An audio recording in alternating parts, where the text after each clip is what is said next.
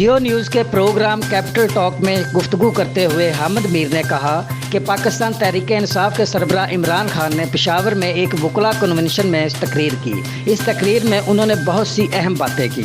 सबसे अहम और सनसनीखेज़ दावा उनकी तरफ से ये सामने आया कि सीनियर सहाफ़ी अरशद शरीफ की ज़िंदगी को लाहक ख़तरात के बारे में उन्हें पहले से पता था और उन्होंने ही अरशद शरीफ को ये कहा था कि आप पाकिस्तान से बाहर चले जाएं। ये एक बहुत ही अहम बात इमरान खान ने की है। उन्होंने कहा कि वज़ीर आज़म शहबाज शरीफ ने अरशद शरीफ के कत्ल की इंक्वायरी के लिए कमीशन बनाने का ऐलान कर दिया है। अब क्या इमरान खान इस कमीशन के सामने पेश होकर उसको बताएंगे कि उन्हें अरशद शरीफ के ख़िलाफ़ होने वाली साजिश का कैसे पता चला? ये एक अहम सवाल है।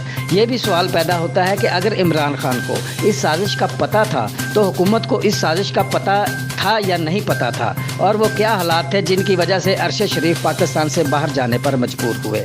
कि इमरान खान ने कहा है कि मुझे इन्फॉर्मेशन आई कि अरशद शरीफ को मार दिया जाएगा और मैंने उन्हें कहा कि आप पाकिस्तान से बाहर चले जाएं। ये बड़ी अहम बात की है। इस किस्म की कोई इन्फॉर्मेशन वफाकी हुकूमत के इल्म में थी?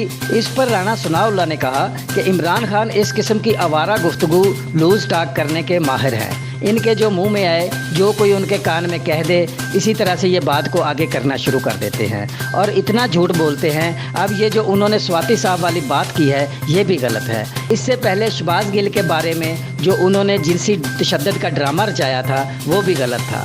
इसके बाद इलेक्ट्रिक शॉक पर चले गए। अब ये जो अरशद शरीफ के बारे में बात कर रहे हैं, अगर इनके पास कोई इन्फॉर्मेशन थी तो उन्होंने इस वक्त उसको ऑन एयर क्यों नहीं किया? राना सनाउल्लाह ने कहा कि अब इमरान खान शहीद की लाश को अपनी घटिया सियासत के लिए इस्तेमाल करना चाहते हैं। मैं तो कहूँगा कि यह बंदा जिम्मेदार है अरशद शरीफ की शहादत का और इन हालात का जिनमें अरशद शरीफ इस इंतहाई अफसोसनाक और अलमनाक अंजाम से दो चार हुआ। आप मुझे बताएं कि अरशद शरीफ जिस भी चैनल पर अपना प्रोग्राम करते थे, उनकी एक फॉलोइंग थी, उनकी एक हैसियत और अहमियत थी। क्या इनके प्रोग्राम करने से इस चैनल को बिजनेस नहीं मिलता था? इसकी अहमियत नहीं थी? उन्होंने जो भी मौक़िफ़ अपनाया, भले किसी के ख़िलाफ़ अपनाया या किसी के हक़ में अपनाया, लेकिन जिस मौक़िफ़ को वो अपनाए हुए थे उसकी वजह से उन्हें सियासी फ़ायदा नहीं मिला। वज़ीर दाखिला ने कहा कि आप मुझे बताएं कि जब इन पर बुरा वक्त आया तो उस चैनल ने और उस जमात ने क्या इनका ख्याल किया? ये किस तरह से उनके साथ खड़े हुए? वो बंदा दुबई में स्टे नहीं कर सका तो क्या ये इसकी मदद नहीं कर सकते थे? ये क्या किसी अच्छे मुल्क में उसके लिए स्टे या वीज़ा अरेंज नहीं कर सकते थे? इसे क्यों जाना पड़ा ऐसे मुल्क में जहाँ पर सेफ्टी के मेयार बहुत कंप्रोमाइज्ड हैं? वो एक ख़तरनाक मुल्क के तौर पर जाना जाता है। हामिद मीर ने कहा कि अरशद शरीफ की वालदा का सवाल है कि क्या वो हालात थे जिनकी वजह से अरशद शरीफ पाकिस्तान छोड़ने पर मजबूर हुआ? वो कौन था जिसने अरशद शरीफ पर पाकिस्तान में जगह जगह मुकदमात कायम किए? वो कौन था जो अरशद शरीफ को धमकियां दे रहा था? ये वो सवाल है जो इसकी वालदा ने मुझसे पूछा। आप मुल्क के वज़ीर दाखिला हैं, ये बता दें कि अरशद शरीफ के ख़िलाफ़ वो कौन सी अथॉरिटी थी जो पाकिस्तान के मुख्तलिफ शहरों में इस पर बगावत के मुकदमे भी कायम कर रही थी?